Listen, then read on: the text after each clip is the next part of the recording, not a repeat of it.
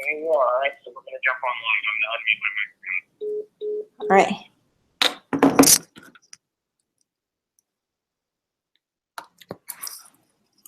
All right, here we are. We got a few people in the room, so we're ready to get this party started. Learn how to market our hardware startup with Janelle of Acton Global. Hi, everyone.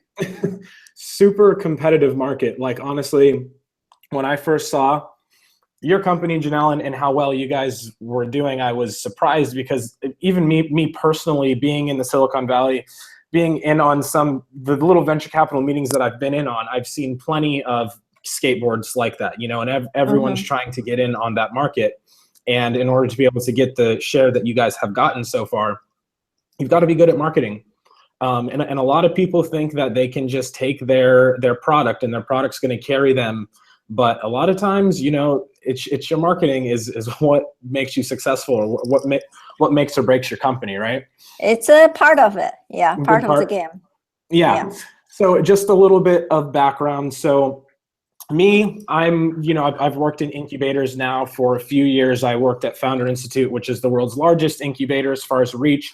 And now I moved over to SVB, working with hardware startups. And so I come from a very general growth hacker background, Silicon Valley. So I've done some software stuff like that before, but never anything quite as difficult as hardware. So a lot of the basic marketing structures, things like getting Facebook ads and things like that set up, I have the basis in, so I can help translate that to any of the typical, you know, kind of people out there, whether you're beginning or know a thing or two. And then Janelle is I'll let you give a little bit of a of a synopsis of who you are, what you've done, and all that stuff. All right, hi, I'm Janelle Wang. I'm a co-founder and the CEO of Acton. So Acton focused on like wearable transportation. You know, a lot of people probably heard about us from Rocket Skates. That's what our initial product we launched in 2014 on Kickstarter. So it's just not, you know, you can't just one product, you know, it has to be a line of products. So after Rocket Skates earlier this year, so we launched the Blinkball, which is the world's lightest and the most affordable electric skateboard at CES, actually. You know, we launched it at CES and we started shipping in April. So it's been a lot of fun, of course, a lot of stress, a lot of hard work, sweat, cry, you know, tears and everything, you know. So, but, you know, it's you know, hardware space is interesting. You know, it's definitely hard because it's from design, from initial concept to product specification, you know, to prototype, to pre-production, to production. The time is quite long, you know.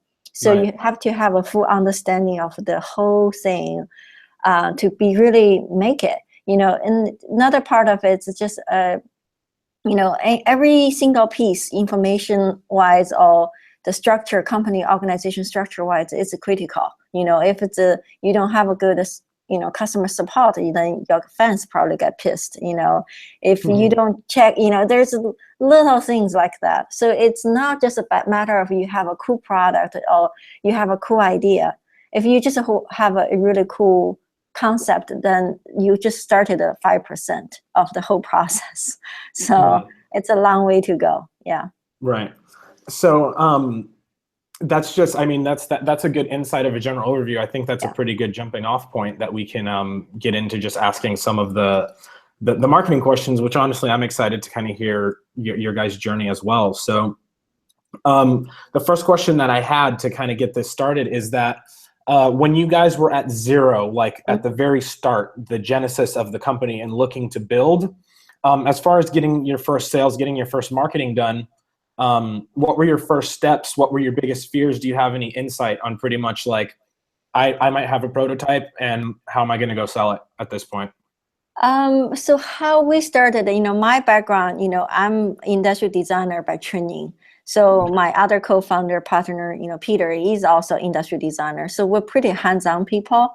So we have a concept, we, you know how to make prototypes. So we made functional prototypes. So once you have a functional prototype, you can show to people. you can start talking about it. I think it's an important step. You can't just show a concept on paper. You have to show to somebody, oh, this is how you use it. This is how it's going to work. Once you have that, from zero, I think how we really started is that we also reached out to some media, that got some PR exposure. I think that's, you need to let people know about it. And then if, kind of initial reaction with your customers, your fans, do they like it? They will respond to you. So then from there, we, of course, there's social media. Back then, a couple of years ago, Instagram was not big, right? It's mainly Facebook. So you started posting images, telling people the design process or where we are on prototypes. So then they start engaging with you. So you get kind of very initial response, and then also probably really good to have them sign up, a newsletter. So you kind of keep them, updated where you are. Then we launched a Kickstarter campaign in 2014 summer, so that it went pretty well. Basically, we already kind of built a little bit fan base, kind of the seed users, right? Then once you launch the Kickstarter campaign, say, hey, everybody, go to Kickstarter, pre-order the product. And then we, back then did the number even today is not too bad, so within a month, we sold over 1,000 units, Rocket Skates, and raised about $600,000. Okay. Yeah, so That's great. And what I see so far, because we work with our portfolios to help them market right now, and even a few other companies just being in the industry. A lot of people go into the crowdfunding stage without an established fan base, but really getting that established fan base it seems like that is what makes the campaign successful, because it seems that it helps you raise your initial goal. Yeah. And then once you raise your initial goal, then you gain momentum. Exactly. You start getting press coverage and all that stuff, right? Yeah. It's like there's some thousands of videos uploaded, to Kickstarter or Indiegogo per day. So how can you stand out, right? So it's you have to ahead of time, start building, telling people not the whole thing, but pieces of information, get the interest up, right? Like it makes them more curious of exactly what you're going to launch. They might have already guessed, then hey, I think this is but I'm not sure the detail, right? So then once you really launch the crowdfunding campaign, then it's like, oh, here it is, with all the videos, description, nice images. So as a designer background, that's definitely helpful. We can make all the images ourselves. Back then, we only started at 2-people team. Now the team has grown to about 30 people. Yeah. Okay, nice. So pretty much your progression up to that point is that you had a cool product idea in mind, and you got some early prototypes going, and then you reached out to media, and you got some press coverage for that. And then from there, you started on your social media accounts and everything like that, and you built up an email list until you got to the point where your prototype was within range of you could launch a Kickstarter campaign and ship it within a reasonable amount of time. Yeah, and we finished the campaign by end of August, I believe, and we shipped it by end of December. So yeah, and I think timing also it's critical. It's no joke, it's a hard work. I know it's very common for Indiegogo or Kickstarter campaigns that it's very delayed. They often like, that easily it's a 6 months delay, then often a year, then some never, right? So some people just disappear with the money. So that's pretty bad for the community, for the people who supported you. I think I wouldn't say on time. On time is hard because there are a lot of unknowns, unexpected things happen during production. So then, but it definitely keep within certain, time frame. You have to set hard points. Design phrase by this time, you have to finish it, and then pre-production, phrase by this time, test it, testing finish by a certain time. So it's it definitely requires a lot of discipline and knowledge. I think a background, because as an industrial designer, Peter and I both combined have a lot of knowledge in production, in how to make things happen. I think it's just it's definitely hard for some people like just fresh from school, never done production before. That will be very challenging. So if that's the case, my suggestion would be, bring somebody who have years of experience to the team, that be part of the team to be really helpful. It's not a small thing for production. We all really often underestimate how much work and how much actually experience there that to help on production. Yeah. Right. Okay. So going up to that point, just had a quick question because I have the story so far. Just the one thing that I'm missing is that, so at what point did you reach out to press? And what did you reach out to them with? Was it an early product? Was it a prototype design? Did you know someone? It's a prototype. Yeah, it's a prototype. Okay. Yeah. So yeah, we know some people. So that's definitely very valuable, right? So it's like, I'm sure all the editors, they got thousands of emails a day. They wouldn't check. So so we definitely have, some friends working in the media, and then we just reach out to them. But it's still they are very honest. It's not just because they're your friends, they're going to write about it, right? It has to be the content, the product you do. It's innovative. We own our own IP. We did our own design. We engineered the whole thing. It's not a knockoff on anything, like that with Rocketscape, nothing like that, right? Even with our Blink, electric skateboard, nobody designed it like the way we designed it. So it's like feeling very fortunate, both Peter and I are designer background, so we know what we design, something we want to do something new. So then we send out to some friends, hey, take a look, this is a new thing we're working on. What do you think about it? Get some feedback. There's some people, like some media friends were like, oh, that's pretty cool. I might have an article coming out, I might write about it. Some will be like, oh, sorry, even I know you guys really well, I'm your friend, but I'm not going to cover this type of products. That's not in my alley, then there's nothing I can do. So you will get both type of a feedback, or you will hear nothing from some people, So it's definitely, but just doesn't hurt to reach out. So exactly, because what I was going to add to that is that a lot of people get discouraged because you say, oh, well, I knew someone and that's how I got press coverage and that's how I got some of my initial momentum. But I'm here to guarantee you that I've gotten press coverage for things. Most recently, SVV on TechCrunch. I didn't know journalists. I didn't know anyone at all. Reached out to them cold and got the story. So, wonderful. If you guys, you guys that are out there that don't know anyone in press, I will say that if you have a prototype and you can ship it to them, that's automatically going to put you to the top because I think they are interested in the content. What the thing is. It's not about what. It's not really about who. It's what it is. It's that interesting. That's newsworthy. It's that innovative. Exactly. So BBC called our products from cartoon to reality. The CNET called it the coolest gadget of 2015. Earlier this year. One of several media called our Blink board, it's the best of CES.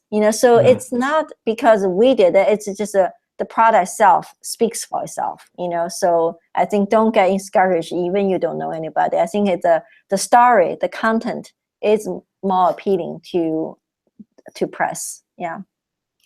Yeah, because it's, you guys, you got to keep in mind that at the end of the day, it's the journalist's jobs to get clicks to their articles. And so if you can present them something that's interesting that can get them clicks, then they're going to be way more game to write about it than the thousands of other pitches that they're getting.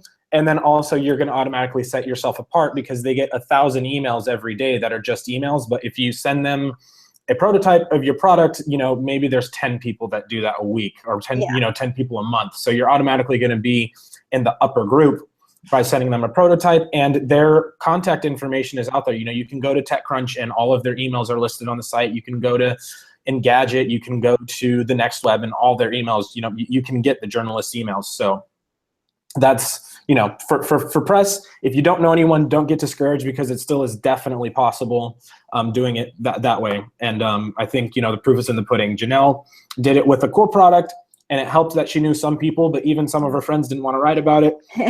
Yeah. I've done it with not a cool product. Like I didn't have a cool product, but you know, I just had to make a good story, pitch it to them, and I didn't know the journalists at all. So it's definitely possible. All right. So that's the press. That's the initial traction. You started building your community around your product. You got your Facebook group going, everything like that. Okay. So on to my next question.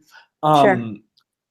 Pretty much planning out the growth of your company. This is a question on momentum. So in the beginning, did you know that you needed momentum in order to say launch your Kickstarter and get the $600,000 in sales, or you know start working with retailer brands because you're working with Target, Walmart, a few others now, correct? And raising funding. So pretty much what my question is that were you intentional about the points of momentum, or did things just happen? Did you know that, oh, if we raise $600,000 on Kickstarter, we can raise venture capital funding? Or was it more of just a natural kind of, oh, we got lucky and here's, you know, it just happened? I wouldn't say lucky. You know, you understand this startup words. There's no such like luck thing. You know, I don't believe it. I've been working extremely hard in the past 3 years, you know, so I wouldn't say maybe there's a luck percentage only like tiny, you know. The rest of it is really, it's about numbers, it's about science, it's about, you know, technology, it's about marketing, it's about branding, it's all components together.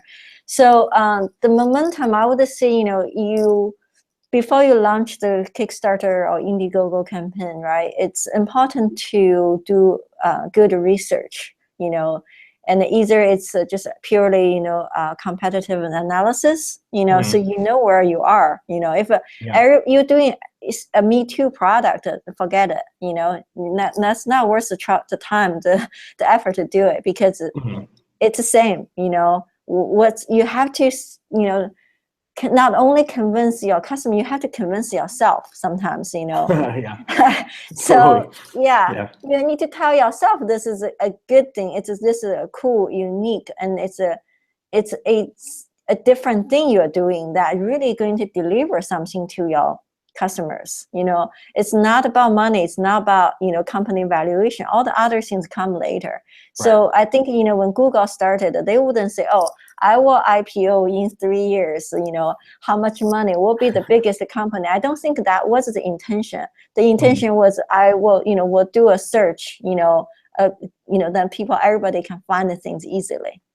You know, if you really design something, either it's a product or a service, if it's really truly it delivers the convenience, you know, efficiency to people, then you will be successful. So the intention for us never being like, oh, how much money we're going to make, how big the team are going to grow, we're going to go the whole things, you know, like investor questions, you know, that they will ask that type of questions. But from the beginning, you know, you ask yourself, you ask your heart, right? What do we want to do? You know, are we doing something valuable? If not, then it's not worth the time, effort. It's a really hard road, you know, to bother, you know. Then if you feel like I'm making a difference, you know, I'm doing something really different from everybody else, actually truly deliver convenience. So for instance, Acton Blinkboard, right? If you search online, so it's the world's lightest, you know, and also most affordable product, you know, electric skateboards out there. So why is the lightest? Means that it's portable. So when, you know, we target to college students, when something is super heavy, you know, there are tons of competitors' products out there. It's very heavy. It's not that their products are not good. They're pretty good. You know, I have to say a lot of them are very good, but they're very heavy. So when you using it, it's great. But once you reach to your destination, it's you're sweating, you're carrying a big long thing. You're like, you know, this is not convenient, right? So the portability is on top of our list. Second thing, you know, we're targeting to this young group, you know, like age from between like 18 to 20 something. And if you deliver, we can add a whole bunch of, you know, fancy materials, you know, things onto the board, make over $1,000 easily. That's no brainer for us. But I've seen it. I've tested the other ones that I've tested out are exactly heavy and expensive. $2,000 and it's heavy. Yeah, and $2,000, for a college student, I'm like, if they have, it's just they're not going to buy because it's over $1,000. Students have budget, right? And either they work or they get some money, limited budget from their parents. So we need to deliver something that it's affordable, so that people really can, they think about it that, yeah, I can use this product, like commuting on campus or get to places easily, and it's affordable, within my budget. So that's the intention. We're not thinking we're trying to deliver a cheap product, that was not the intention. We're delivering a convenience and efficient product to the targeted users. I think it's often, as founders or, the makers, you ask yourself, are you delivering something that other people will benefit from it? If the answer is yes, then go ahead, do it, the whole thing, your prototyping, run your crowdfunding campaign, talk to investors.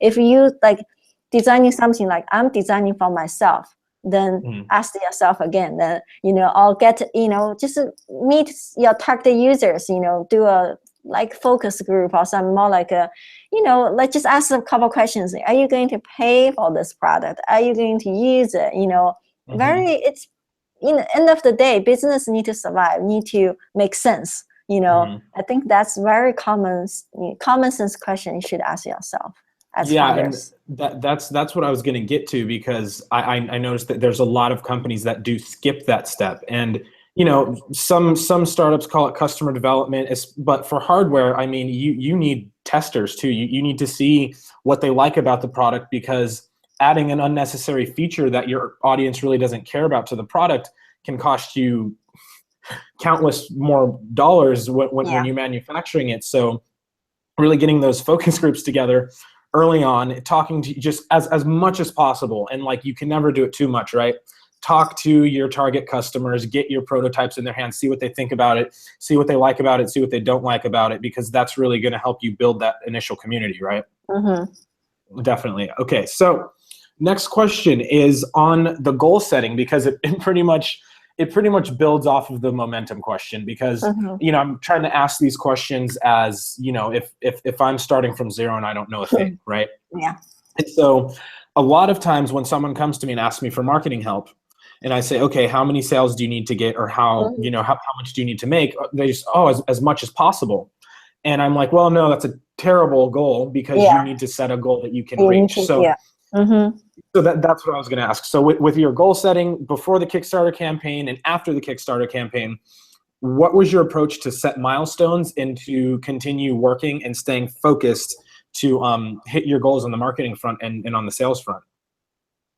So it's I think, especially you have a team, right? You need to get the team is encouraged. So set a small goal, then first. So it's for hardware, it's a lot easier, because it's each unit, how much is it per unit, right? Then how many units you're going to sell to reach that small goal. Once you reach that small goal, then what's next? It definitely requires some planning, then just based on, we talked about focus group, we talked about, the early kind of seed users, right?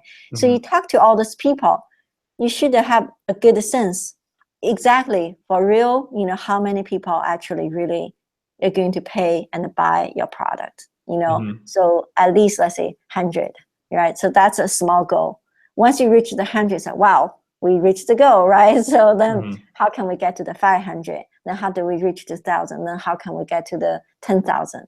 So it's a progress in for cost marketing strategy, or, the planning will be different once you get to the larger goals. So that's just, not a one person show anymore, right? You require a bigger team. You need people who are very experienced in dealing with, large retailers or channels or international sales to handle that. So that's by progress, can't be like overnight will be largest in the world. So that's pretty hard to get, set a small goal, starting from 100, your initial 100 users are critical, and if they really like your product, they can tell their friends, that 100 can be 200, then 300.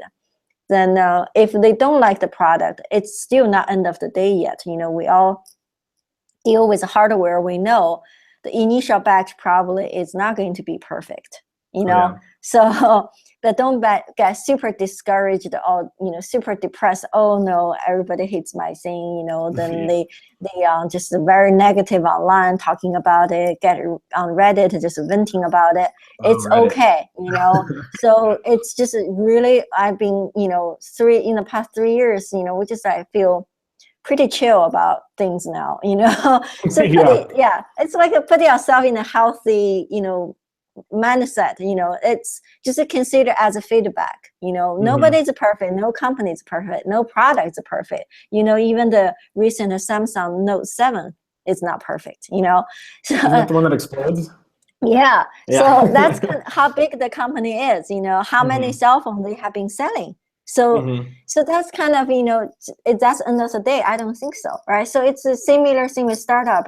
You know, if you get some feedback like, oh, this is, you know, the customers just complain about our product, you know, try to really listen what he really complains about, you know.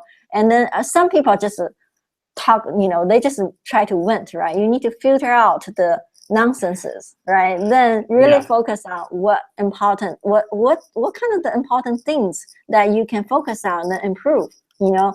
It's process, you know. We internally we say, yeah, it's a process, you know. It's just a part of to improve, you know. You really can hear, listen, then, you know, just act on it. Yeah, that's why I call acting. Acting, there you go. And just a couple of side notes, guys. Number one is that you learn how to get thick skin pretty quick. Probably the first person that comes back and hates your product or hates even your marketing material and anything like that, because people always have complaints. Like you're like, oh my gosh, I'm gonna cry and give up. And you come back the next day and you're a little better, and then someone else does it and you're like, it doesn't mean that much. And as people continue to do it, you know, you can take their feedback, but it doesn't hurt as bad. So if you happen to get hurt early on, don't get discouraged, because it just gets easier and easier to take as you go on. And often your mind swings, right? You have a bad day, end of the day, like you're like, you know, just feeling very depressed, like, oh, you know, it feels like end of the world, right? But next morning you get up like so like refreshed and it's a new world, it's a new day. So just don't feel like, you know, especially it's a hardware, you know, people are going to use your product, right? Then they are going to complain, you know. Even you go to Amazon, any really good product, you know, nobody has 100% 5-star reviews. Nobody, no, zero, right? So just, you know, people, you're going to get people love it, and then some people are going to hate it, right? So it's just a percentage wise. So if it's a more than 80% people love what you do, then it's huge success already. You know, 20% whining, complaining, that's them, you know, not you. You don't complain, you know, you just move forward actually with a smile on your face.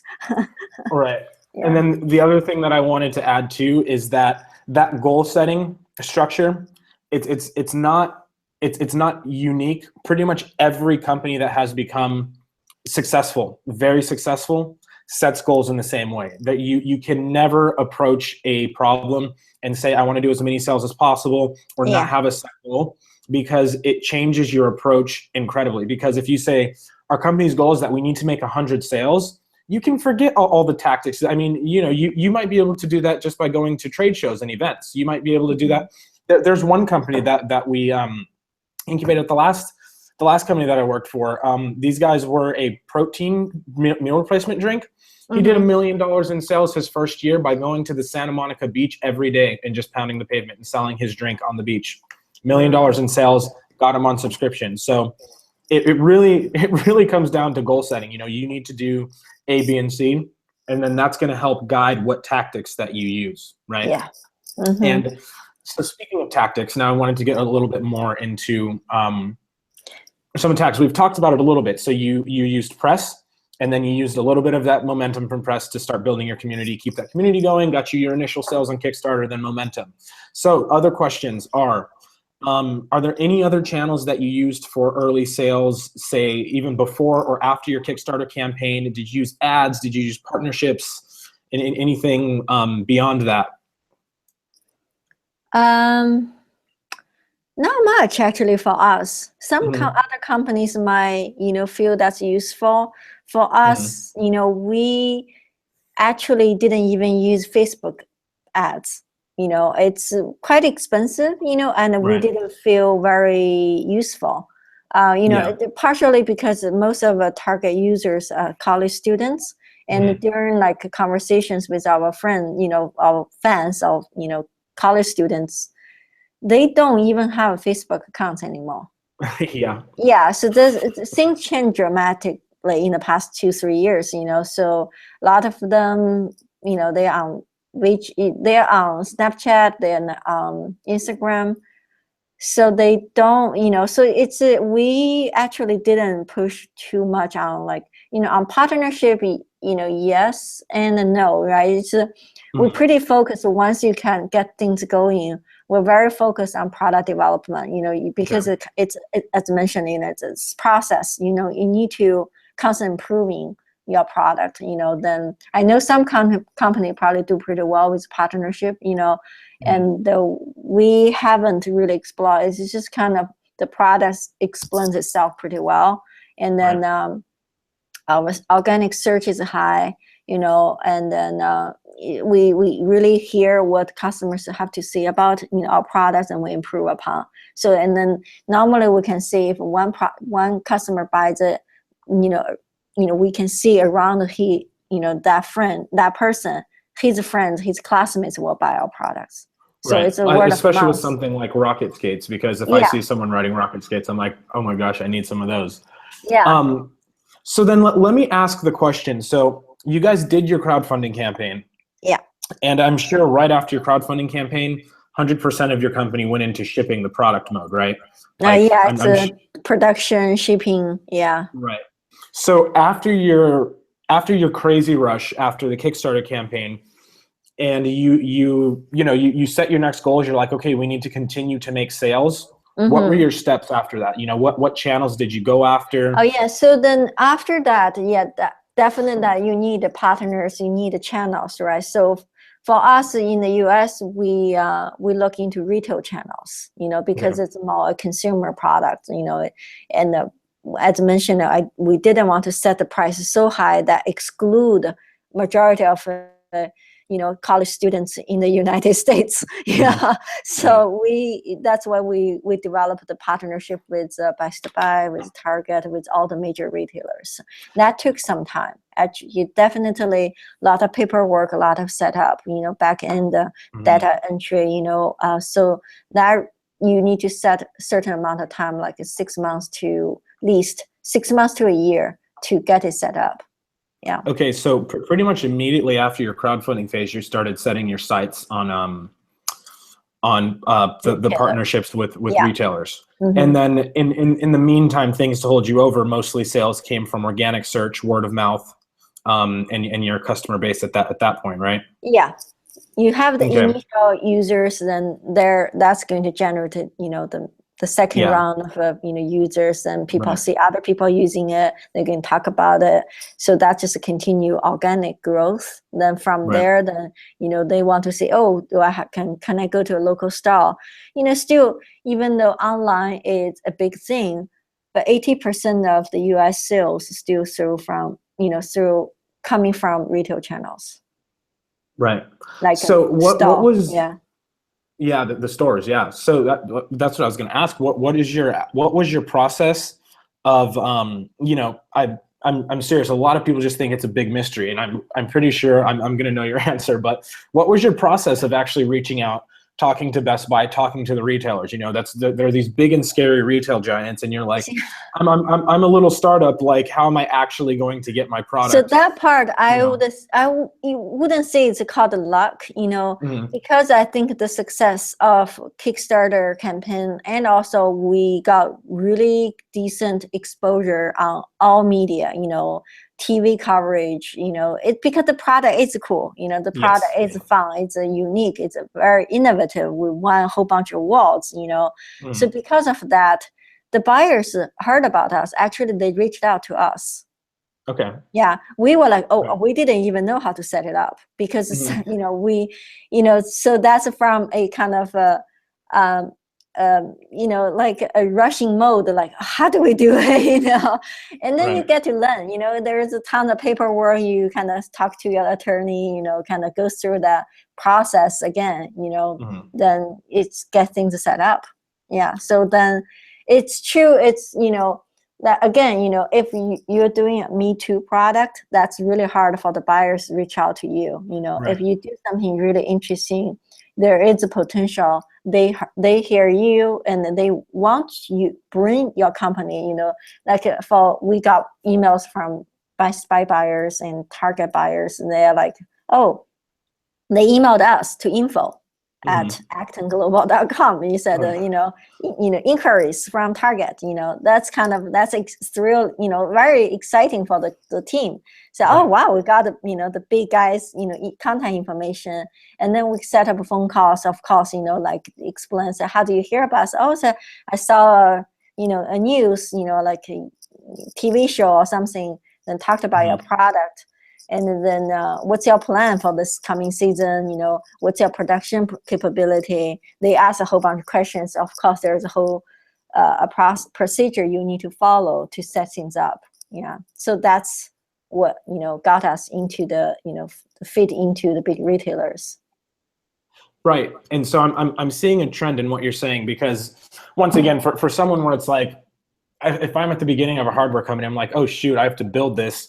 And I'm just like, man, you know, Janelle, she, you know, she got lucky with press. She got lucky. What is If it this is lucky, me, right? Yeah, I didn't. I know, but if this was me, if I'm looking at this, and pretty much I'm saying that, like, not lucky, like, yeah, like, I know for a fact that you guys didn't get lucky.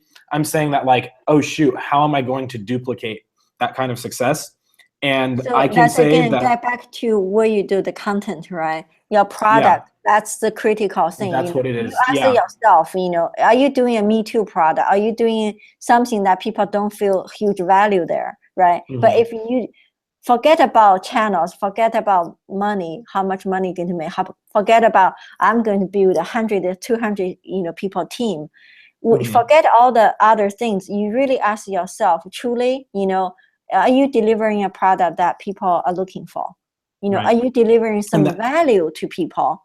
You know, I think Mhm. once you get a couple of this basic questions answered, then you have a winning, you know, a successful product.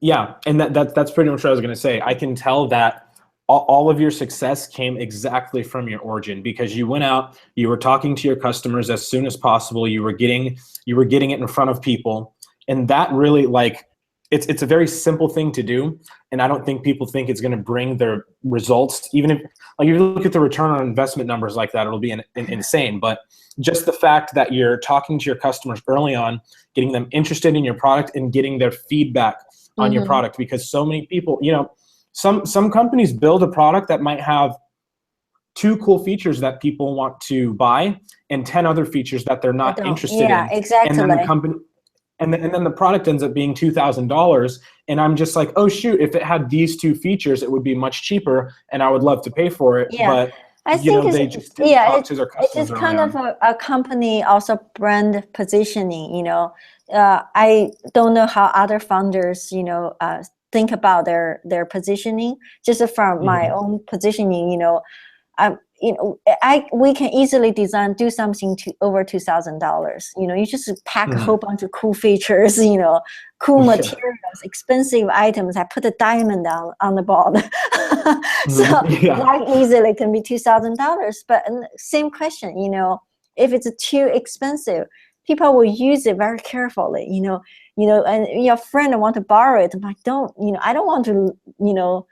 I don't want to lend it to you because I just spent $2,000 Yeah. on this thing. You know, whatever Yeah. you break it, you know, you will have all these concerns. You know, that's to us, that's not what we want to do. You know, we Mhm. want to just do affordable that you can easily share with your friends. That hey, that's a cool electric skateboard. Can I borrow? I say sure, go ahead. Mhm. You know, take a spin and come back. You know, Mhm. that's just a different, you know, you position yourself as like exclusive. I want to be the Tesla of electric skateboard. That's, if that's what you want, go ahead, you know. But then if like, I'm not trying to be so and so in electric skateboard, I want to deliver something that college students just going to have a fun and going to be, benefit from our product. That's the goal. I'm not trying to be Tesla. I'm not trying to be Apple. I'm not trying to be anybody. I'm trying to be Acton. Acton is Acton. So that's who we are. I think you get yourself positioned right, then people will knock on your doors. So it's a genuine, question to yourself.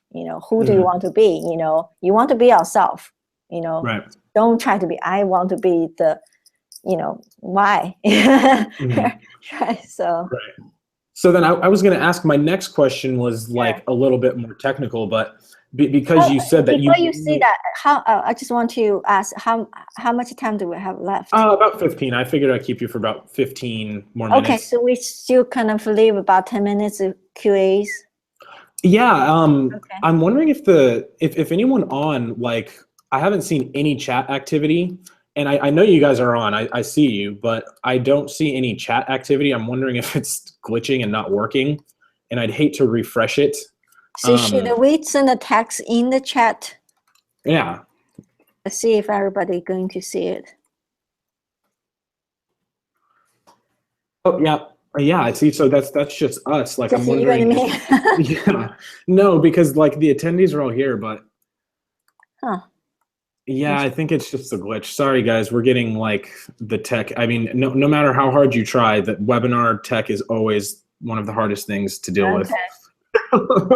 So, oh, wait, there's Grace. I see a question. Because there is usually 15-second latency. Okay. So. Yeah, it's working. Okay. So yeah, it is a little bit delayed, but it's there. Yeah. Okay, so we'll leave QAs, for a couple of minutes, just kind of interaction with the. Yeah, and this is actually like as far as our conversation goes, this is probably one of my last questions. Sure. Anyway, from just seeing situationally how you guys grew. So this is pretty much how did content play a role? When did you start your? I know you guys have a blog and everything now, but with your early community, did you keep them updated with content on your blog? Was it just prototypes? Did you guys write blog posts? How did that work out? We don't do daily, but at least 3 to 4 posts on Facebook, and not much on Facebook because I mentioned most of our customers not Facebook users anymore. So on Instagram, we keep people updated through Instagram. And then there's a linkage between Instagram and Facebook. So whatever we post on Instagram is going to show up on Facebook. Just kind of some older fans still with Facebook, they can see it. So that's how we do it. The beginning, we didn't have a blog post, but recent, I would say 6 months, at least one post per month, Sometimes if it's really good, updates or something, we do twice per month. Okay. Just to keep everybody in the loop, what's new, what's going on. Yeah. Yeah, exactly. So pretty much like everyone so far, key takeaways are you need to build your community around your product early on. Talk to them as much as possible. Get your product in their hands. Get your early prototypes in their hands and guide your later prototypes so that you are pretty much speaking exactly to your core customer. Then it's going to be much easier for you to just take off. And then those things that happen to companies and you're like, oh my gosh, how did that happen for them? I wish I could get on, on TV. It was because they did that hard work in the beginning, working with their community. And the other thing is that you just you guys know we were on Shark Tank last year? You were? I didn't know that. Yeah, we were actually. So another, it's a good PR, right? So it's good to, just a lot of people here, so they see us act and say, oh, are you the company on Shark Tank? So yeah, we are the company. Yeah. Yeah. So yeah, we even got a $1 million offer from Kevin O'Leary, but we turned him down. He was pretty upset. Yeah. Yeah. Well, because on Shark Tank, they're always like, I'll give you $1 million for 70% of your company. And you're like, no, that doesn't make sense. Doesn't make sense. Yeah. Yeah. All right. So we're going to open it up for Q&A. If you guys have questions or anything like that, now's your chance. See, Grace, I'm a Q&A engineer, but I don't have a hardware designer, so I continue to work with the design company.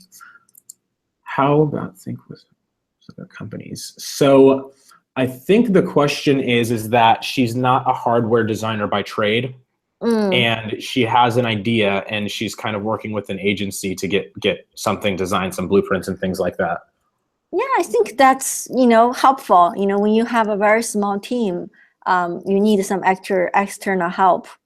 Go to the professionals, then definitely, you can speed up the process a lot faster than, looking for hiring somebody. Even if it's not go with a company, it might be helpful just to find somebody as a contractor. Right. For the project-based, contractor. So yeah, in the early stage, we didn't do anything in-house. We also have external hardware design, engineers. We also have just a different thing for different things. Yeah. Right.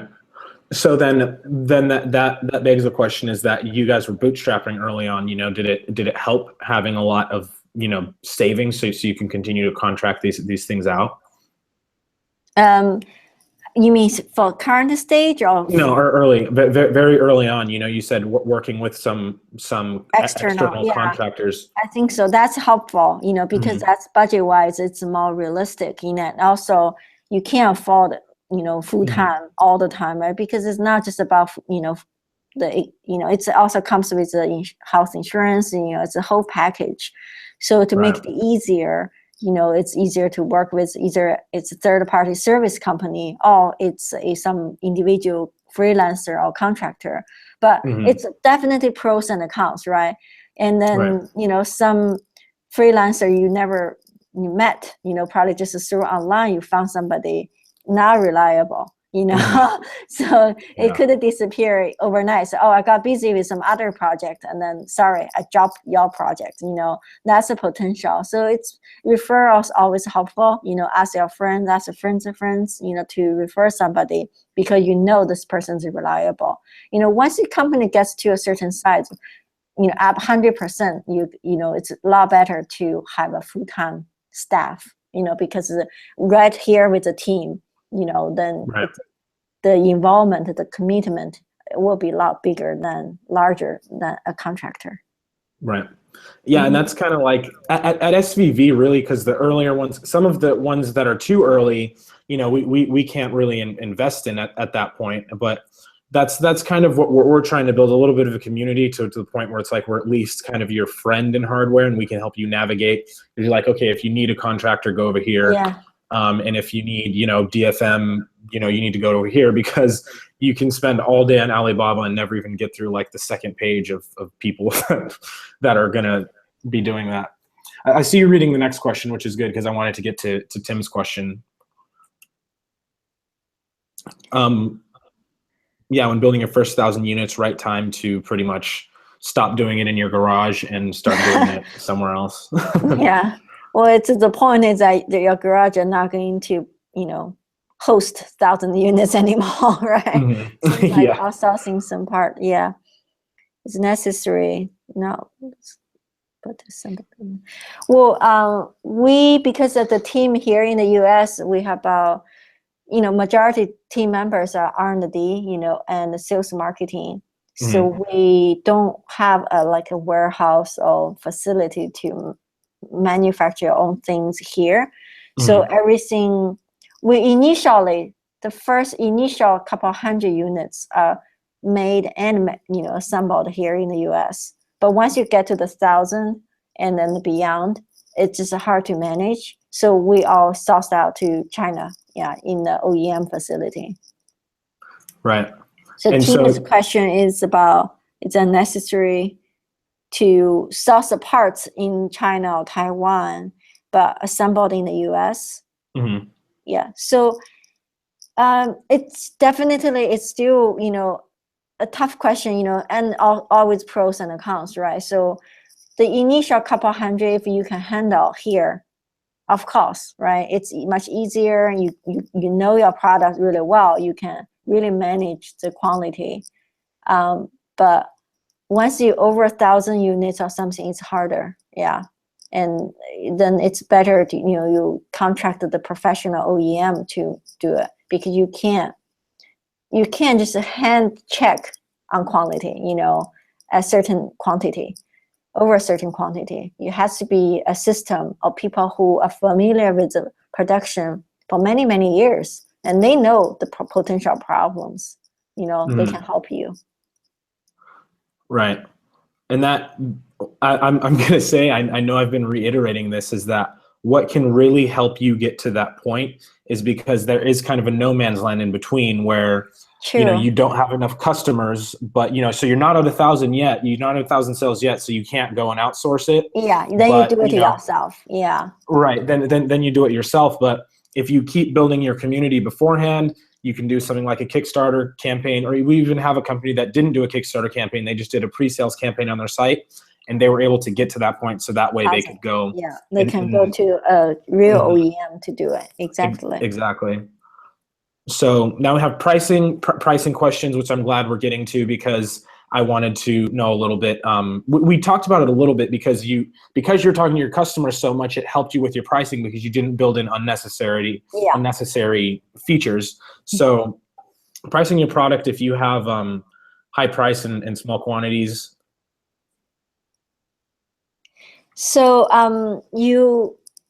as a founder, I'm sure everybody's good with Excel file, right? So create the Excel file, really look at your cost, understand when it's a lower quantity, the price will be high, right? So it's a question to yourself, are you able to afford it? You sell your initial customer, the initial users at a kind of bare bone cost, material cost.